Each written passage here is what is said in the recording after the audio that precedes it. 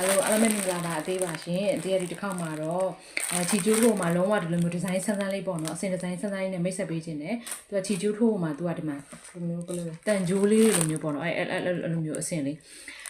သူကချီကျိုးထိုးမှာဒီမှာဟာဝီယန်ကော်လန်ဒီဇိုင်းနဲ့ဒီမှာရှေ့ရွဲကျဲတီးတဲ့ပေါ့နော်ပြီးကြတော့မှအိတ်ထောင်လေးလည်းပါတယ်လက်မှာဆိုလို့ရှိရင်လည်းဒီလိုမျိုးအနာကိုလေးပါတယ်ပေါ့နော်ချီကျိုးထိုးရဲ့အသားကြဒီလိုမျိုးလက်ကကြတော့ဒီလိုမျိုးလေးဒီလိုမျိုးဒီဇိုင်းလေးဝေးရတာသူကအရန်အေးတယ်အခုကကျတော့ဆောင်းလွှဲဆိုရင်မအေးတဲ့စီဆိုမအေးဘူးပေါ့နော်အခုအသေးတို့နေတဲ့နေရာဆိုလို့ရှိရင်လုံးဝမအေးဘူး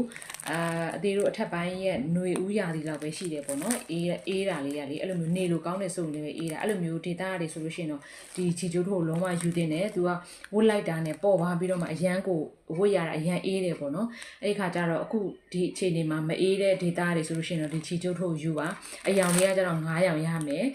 ပေါင်ကြီးအားပြဆိုလို့ရှိရင်တော့100ကနေပြီးတော့မှ140ဒီဝတ်လို့ရတယ်ပေါ့နော်အယောင်လေးတွေကကြာပြလိုက်မယ်ဒီမှာဒီအခုအသေးဝတ်ထားတဲ့1ရောင်ရမယ်ပြီးကြဒီမှာဒီလိုမျိုးလေးသူကကျတော့ခဲဘက်သွားတဲ့အယောင်လေး1ရောင်ရမယ်ပြီးကြတဲ့ခါကျတော့သူကဒီလိုမျိုးအပြာနုလေးထည့်ရမယ်